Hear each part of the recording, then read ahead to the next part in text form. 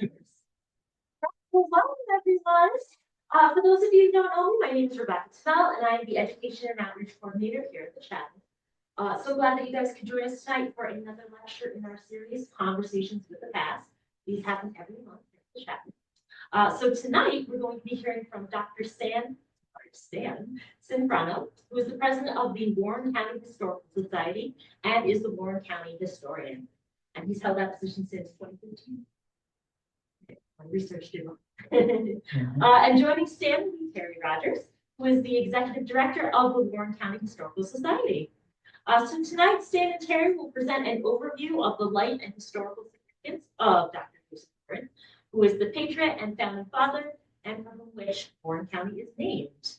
And the program is going to cover Warren's childhood, his career as a physician, his role as a leader of the colonial rebellion against the British, Warren's martyrdom at the Battle of Bunker Hill, and of course the historical legacy of his life. So I will turn it over to you two for Dr. Joseph Warren, namesake of our country. Thank you.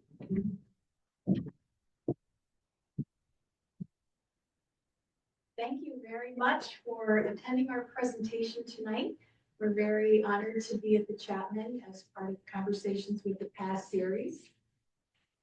So as Becca said, Stan and I are with the Warren County Historical Society. We're located at 50 Gurney Lane in Queensbury, right at exit 20. We brought some brochures along with us. You can take one or two on your way out tonight. But we're almost 30 years old. We do many things at the Historical Society. We publish books on local history. We have a student internship program.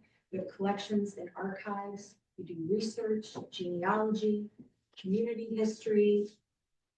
What am I forgetting? Presentations. We have a great staff of about 10 volunteers that are retired professionals in their various areas of expertise. And we have a really good group, and we're all very dedicated to preserving and promoting the history of Warren County and the surrounding areas. So tonight we're going to talk to you about Joseph Warren and one of our new initiatives with regard to Dr. Warren. But with that said, we will launch right into our presentation. If you are like many people, while you may know that our county is named Warren, you may not know why or to whom or what Warren refers. So it's our goal tonight to reveal the story behind the who and the why. As presenters on behalf of the Warren County Historical Society, a private nonprofit organization devoted to preserving and promoting the history and heritage of Warren County, we're eager to share with you tonight about Dr. Joseph Warren, the American patriot for whom our county is named. After tonight, we are certain you will finally know and appreciate the significance of this man and his place in our history.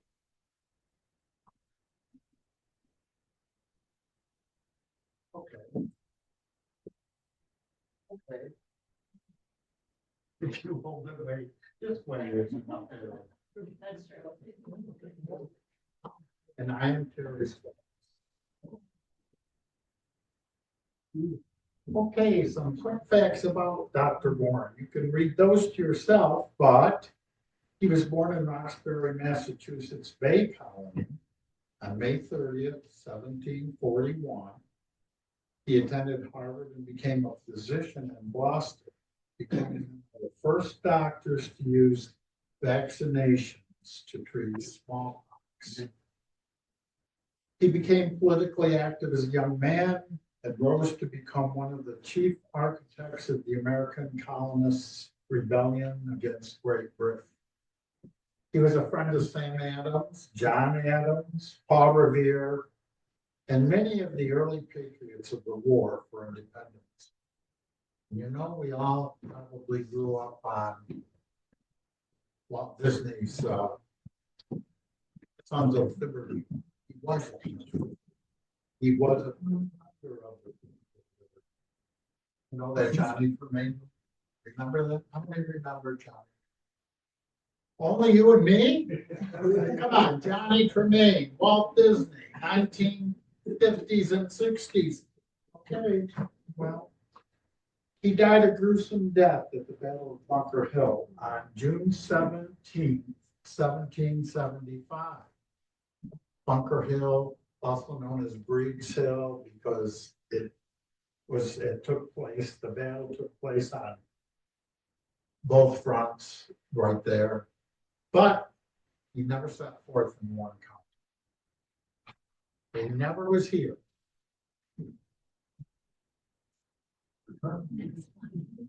Yes, let me see. So here we are. This is our home at 50 Gurney Lane. We're in a building, incidentally, that is 102 years old. It was built originally in 1922 as the dormitory for the nurses who worked in the tuberculosis sanitarium, which is up on the hill. So after many years of the building being used for the nurses, after the tuberculosis sanitarium was no longer needed in the county, this building was used by Warren County for different departments over the years. It's been our home since 2019. We have been in other locations around the county, most recently on Sunnyside Road in the old firehouse. So this has been our home now for going on 8 years. And it's the home to a museum, all that we do there. So our next goal, our next initiative as a historical society, now that we're almost ready to celebrate our 30th anniversary in 2027, is to create an exhibit about Joseph Warren in our headquarters. And this is important to us because it's coinciding with the 250th anniversary of the American Revolution, which the nation will be celebrating between 2024 and 2032. There are many, many activities that are being planned around the country, around New York State, and right here in Warren County. And Stan and one of our colleagues, John Berry, who is also our treasurer and Queensberry historian, are the co-chairs of the county's 250th committee. And there's a great effort to commemorate the history of the American Revolution. And as many of you know, we're all history lovers here, we live in an especially important area for not only American Revolutionary War history, but also French and Indian War history as well. So the telling of the story of Dr. Joseph Warren is really important, especially at this historical moment in time. So we're creating an exhibit right now, which will contain some interpretive panels about Joseph Warren's life and his significance to Warren County, along with a display of portraits, some items relating to his role as an orator and propagandist in the revolution. We're going to have those all on display, and it's our hope to have this display completed by the spring for everyone to come and see.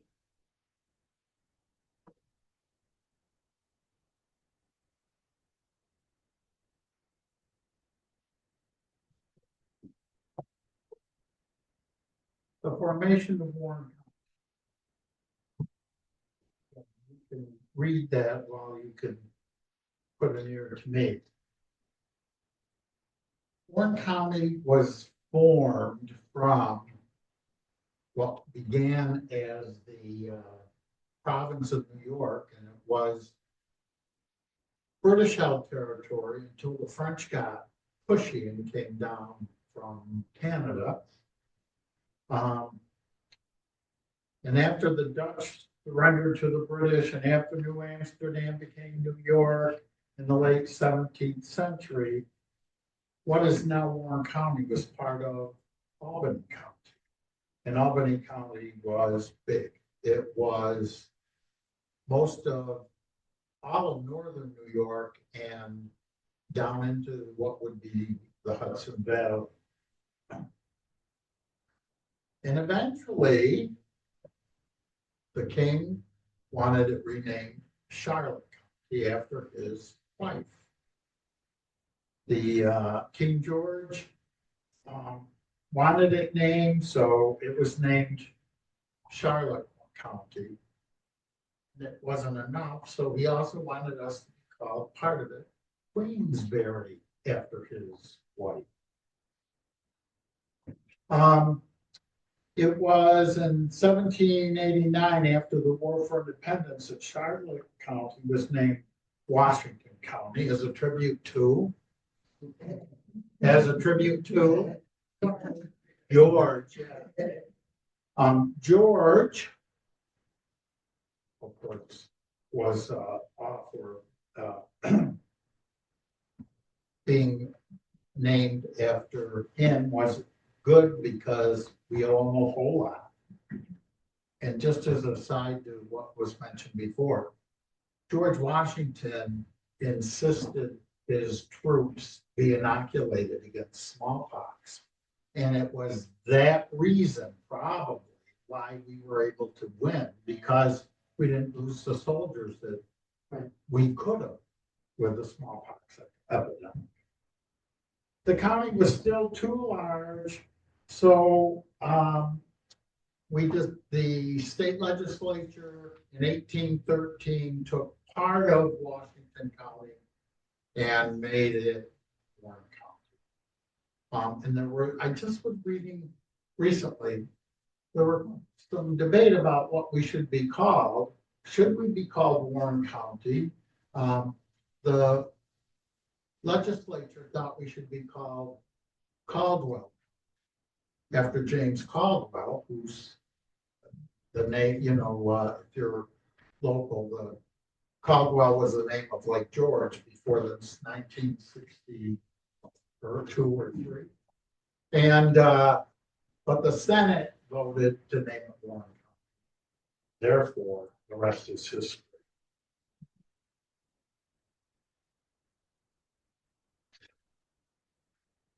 Dr. Warren, physician, leader of the American colonists' rebellion against the British Crown, writer, orator, propagandist, political agitator, and architect of the ideals of democracy. He rose to prominence in the period of our history we call the War for Independence. Early on in that, let's look at a brief historical background of his rise to leadership. The French and Indian War, called the 7 Years' War in Europe, was declared in 1756. England and France fought against each other for domination of land, raw materials, and the markets in North America. In 1759, the British were victorious at Quebec. I just want to point out the little note there. There are 14 counties in the United States named after Joseph Warren. And being a member of the Warren County Historical Society, I can't tell you how many other Warren counties we get mail from, Facebook information from, and more. In 1760, George II died and George III became King of England. 5 years later, the Peace of Paris ended the French and Indian War. This treaty gave England domination of an empire that extended around the world. The French and Indian War had a great impact on the 13 American colonies, encouraging them to see the advantages of cooperating against the British Crown, fomenting an attitude of dissent that became the foundation of resistance, then protest, then rebellion, and eventually full-scale revolution. This awareness of their destiny among the colonies was also strengthened by the influence of the Great Awakening in the mid-18th century, allowing them to see the possibility that they could vanquish the King of England and become independent. British rule became the symbol of a revived state of being that the colonists sought to conquer. And they hoped to create a more benevolent environment in which they could unite and prosper. Dr. Joseph Warren, beloved physician of Boston, understood the yearning of his fellow citizens to be free of British domination, and he had the talent and inclination to organize the colonists to channel their discontent into cohesive protest. This portrait of Dr. Warren by artist John Singleton Copley and dated 1770 depicts him in a regal pose as a successful doctor and distinguished citizen on the precipice of his remarkable political career and seemingly poised for greatness.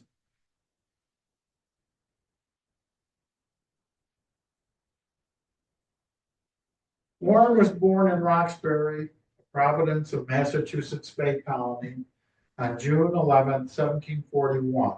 This print by Courier and dated 1840 shows the farmhouse in which he grew up. He attended Roxbury Latin School beginning at 10 years old, and when he was 14, his father died after falling from a ladder in the family's orchard. That same year, he entered Harvard at 14 and studied medicine. By all accounts, Joseph had a typical university experience, complete with intensive studying, socializing with his classmates, hazing from upperclassmen, and coming of age, trials and tribulations. After graduation, he apprenticed with famous Boston physician Dr. James Lloyd, who became an influential mentor and friend. Warren opened his own practice shortly after. The young Joseph's motivations for choosing medicine as his career were likely affected by his father's tragic death, the influence of his maternal grandfather, Dr. Sam Stevens, and of course, Dr. Lloyd.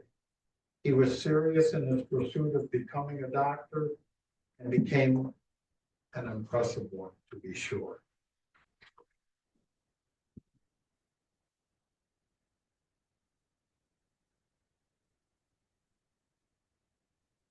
In 1763, a smallpox epidemic ravaged Boston.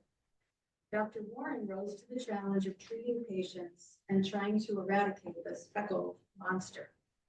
He established an isolation hospital on an island in Boston Harbor. He quarantined there himself for 8 months, inoculating patients and helping to wipe out the scourge. His contributions resulted in 5,000 Bostonians being vaccinated and only 1% of the population dying of the disease. Events happening in Boston by this time pushed the city's leading doctor into the political fray. The British were increasingly passing laws to restrict the colonists, commoners, and gentry alike. Newspaper sermons and petitions helped foment the air of dissent and protest. Whereas before the French and Indian War, it had seemed inconceivable for the colonies to push for independence, deteriorating conditions in the colonies, along with a worsening relationship between them and the king, created an atmosphere that motivated patriot leaders like Joseph Warren, Sam Adams, John Hancock, Josiah Quincy, James Bowdoin, and Paul Revere to organize and plan for a revolt and a pathway to freedom from Britain.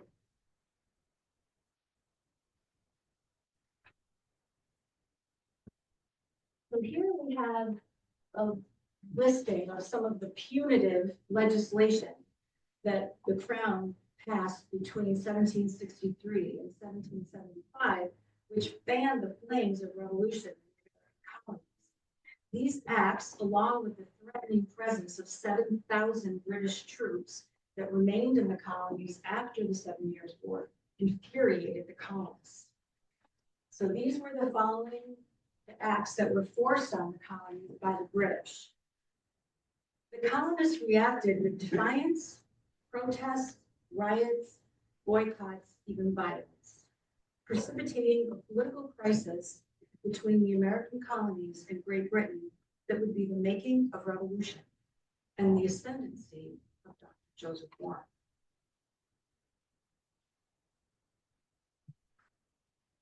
On March 5th, 1770, the crowd of colonists menaced the sentry in front of the old State House in Boston.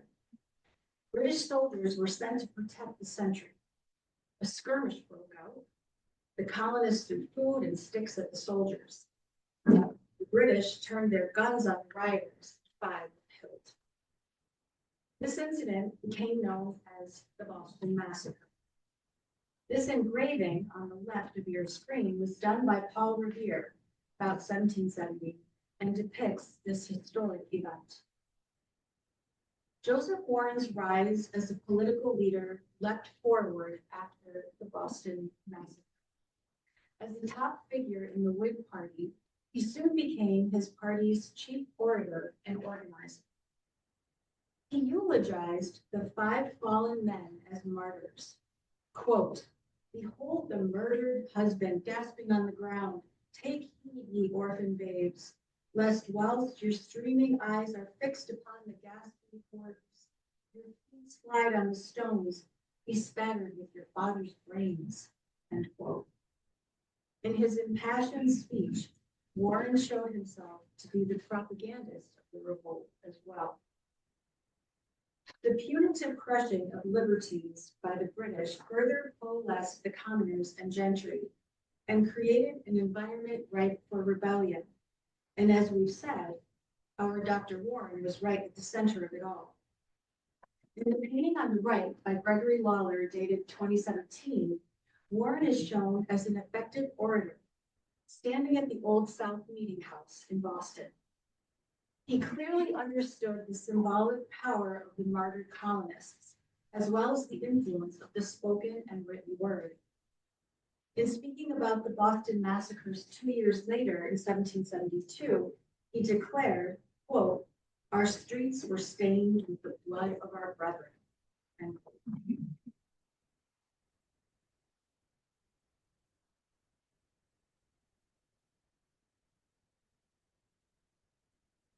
As we said, Warren was a revered orator and writer. He wrote prolifically in Boston newspapers and in pamphlets to complain about the British rule and to urge the colonists to fight for independence.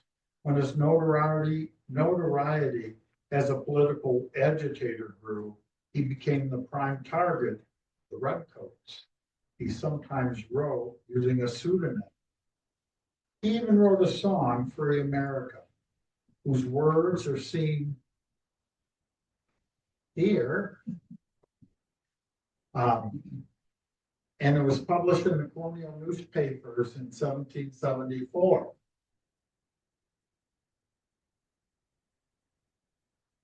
I'm not going to sing it for you, but it was to the tune of I don't want to drive you out in the rain, but it's written to a British Army tune that everybody would have known back then, would have heard back then. And I'm going to point out, there's 2 stanzas, not, they're just taken out of context, but then guard your rights, Americans, not stoop to lawless sway. Oppose, oppose, oppose, oppose for North America. Doesn't rhyme. But in Boston, America was pronounced America, not America. And you put those in there and it makes sense. So he was a songwriter as well. And if anybody wants the words, you can get them from me later, and then we'll give you the tune, and you can be right here next month, maybe.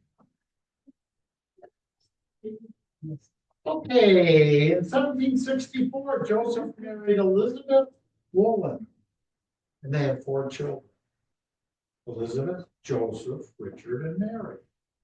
This is a painting of Mrs. Warren done by John Singleton Copley about 1772, and shows her to be quite beautiful and obviously of the upper echelon of Bostonian society. The Warrens received a large inheritance from Elizabeth's father after his death, and this money enabled them to rent a lavish home on Hanover Street in Boston. A widow was already residing there along with a maid and an enslaved man. The Warren purchased all of the home's furnishings and the man and the slave. Incidentally, Joseph's parents had owned 2 enslaved people to work on the Roxbury farm. Although it's in contradictory fashion, they considered themselves to be abolitionists. Don't ask me why, but slavery was looked at differently back in that time period. That's one of the things that we come up against at the Historical Society now and again. Different time. While he was not officially a property owner, Dr. Warren nonetheless had the means to live the lifestyle of a wealthy man. He and Elizabeth loved each other and their family very much. Sadly, however, Elizabeth passed away from illness in 1773. The following year, Joseph met and fell in love with Mercy Scollett, who soon became his fiancée. Mercy was devoted to Joseph and the 4 children.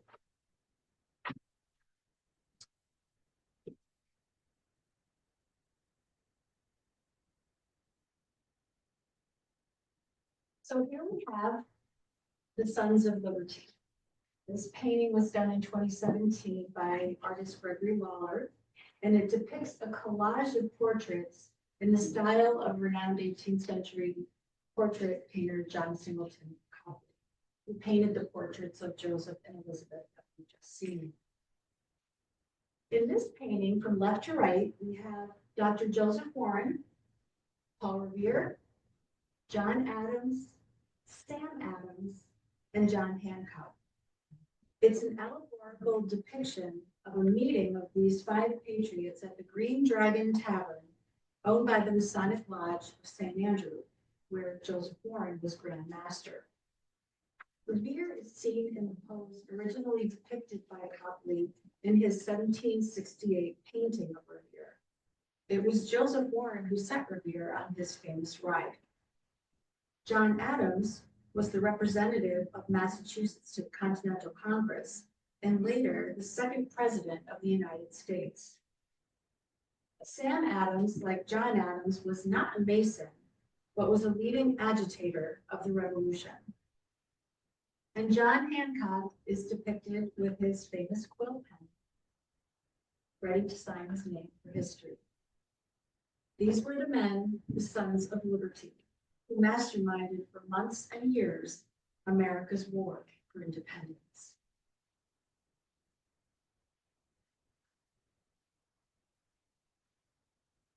The period between the Battle of Lexington and Concord, depicted here in this engraving by Amos Doolittle, circa 1775, and the Battle of Bunker Hill is 60 days.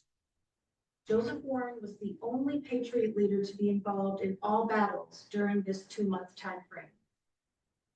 With the shot heard round the world, war was on the horizon. Joseph Warren organized militias in Massachusetts, New Hampshire, Connecticut, and Rhode Island. He opened negotiations with the 6 Native American nations. He stockpiled weapons, ammunition, and supplies.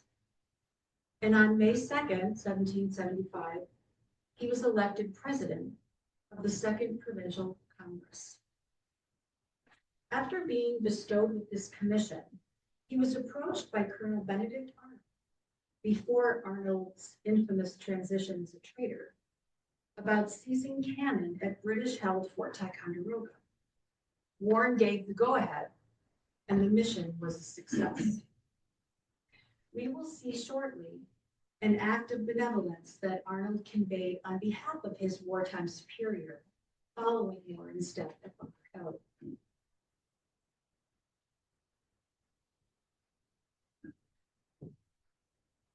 Britain's General Gage and Admiral Howe were busy fortifying Bunker Hill, also known as Breed's Hill. Warren was made Major General on June 14, 1775. War was fast approaching. In this print from Frank Leslie's illustrated newspaper, circa 1875, Major General Warren is offering his services to General Israel Putnam. Even though Dr. Warren, by his rank, could have been spared from active combat, he put himself forward to fight for liberty along the militiamen he had recruited.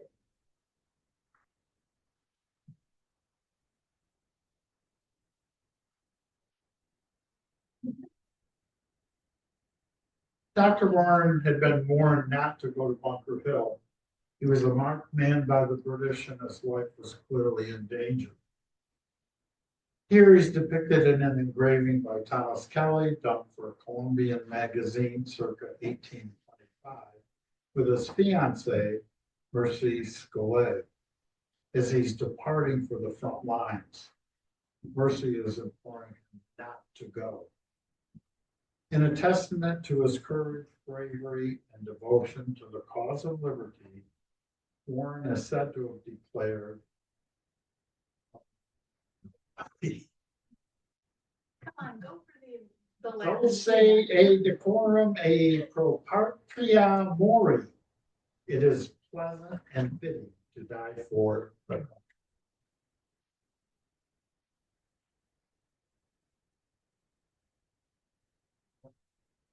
Oh. Joseph Warren went to Bunker Hill on June 17, 1775, in his finest attire with a tie, wig, and a book of poetry in his vestments. He fought alongside the militiamen in the redoubt, heavily fighting for hours. On the left, he's portrayed rallying his men in a painting by Newell Converse White, circa 1922. On the right, he's depicted in regal uniform in a piece by Dan Nance, date unknown. In the course of the battle, Dr. Warren was hit in the head by gunfire. A bullet struck under his left eye and angled his face and exited his head. As he lay dead, British soldiers took revenge on the body of the man they considered their most hated enemy and the figurehead of the rebellion against the king. Disregarding all rules of military engagement, the Redcoats mutilated Warren's body. The rebels were victorious by day's end and pushing back the British soldiers, but they had lost their fiercest leader.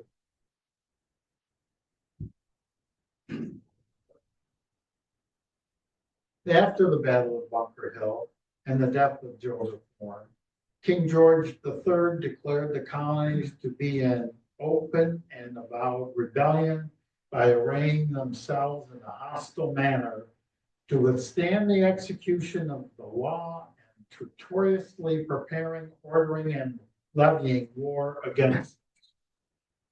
The American Rebellion had become a revolution. In this painting by John Trumbull, circa 1820, Warren lies dead on the battlefield with his men in mourning around him. After Warren's death, his wealth disappeared.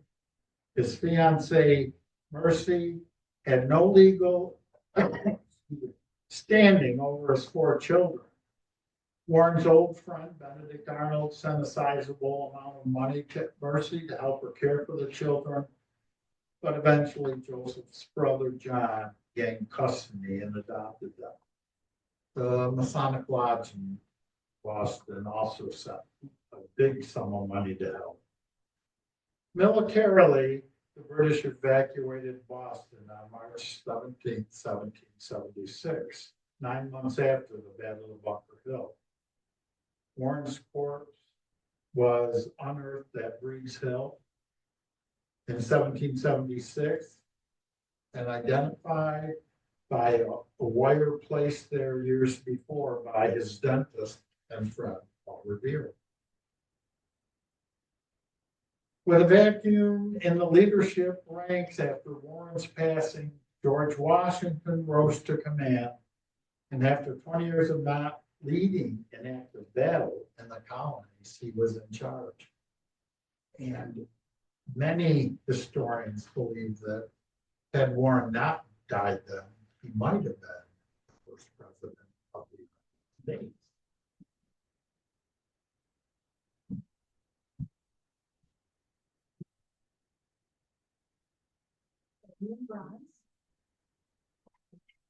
In 1825, just before Mercy Scolay's death, Joseph Warren's remains were exhumed from the Minot tomb in the Granary Burying Ground in Boston, where they had lain in obscurity for almost 50 years. They were reburied next to his brother John in St. Paul's Cemetery on Tremont Street in Boston. In 1855, his remains were once again exhumed and examined by some of his descendants.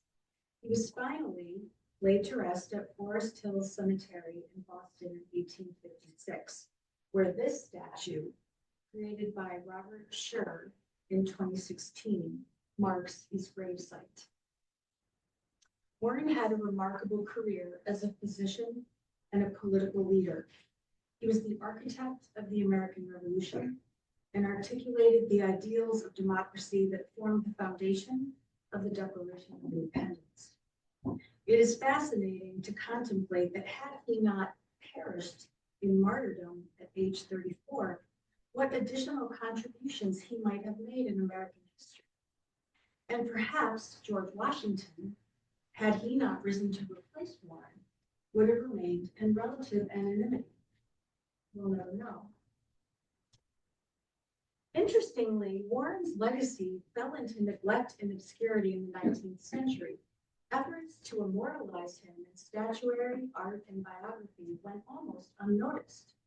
His memory was even subjected to ridicule. By the 20th century, however, his name was almost unknown.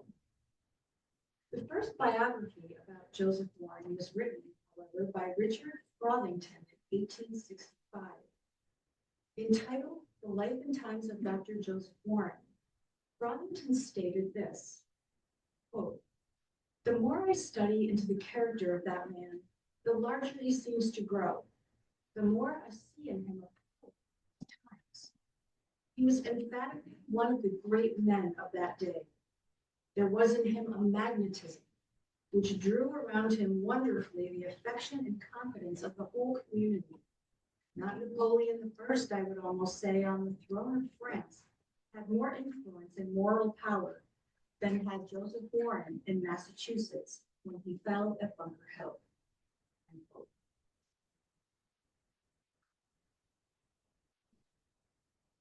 So as we said, we're developing an exhibit on Joseph Warren to open in our main gallery in the spring of 2025. The items pictured here, along with interpretive panels and more, will be on display. It is right and fitting, we believe, that the historical legacy of the man who inspired our early colonies to turn dissent into protest, protest into rebellion, and rebellion into revolution be the focus of this wonderful exhibit project. So now, when you hear the words Warren County, you know the man, the American patriot, and the historical significance that are immortalized in that name. So we have a few people to thank for giving us some information and materials for our display. Next slide. Shane Newell, Queensbury Supervisor John Stroud, Warren biographer Christian Spigna, and historian Dr. Bruce Venter. Also, kind of a list of our sources. So, thank you very much. And if anyone has any questions, we'll try to answer them. Sam will.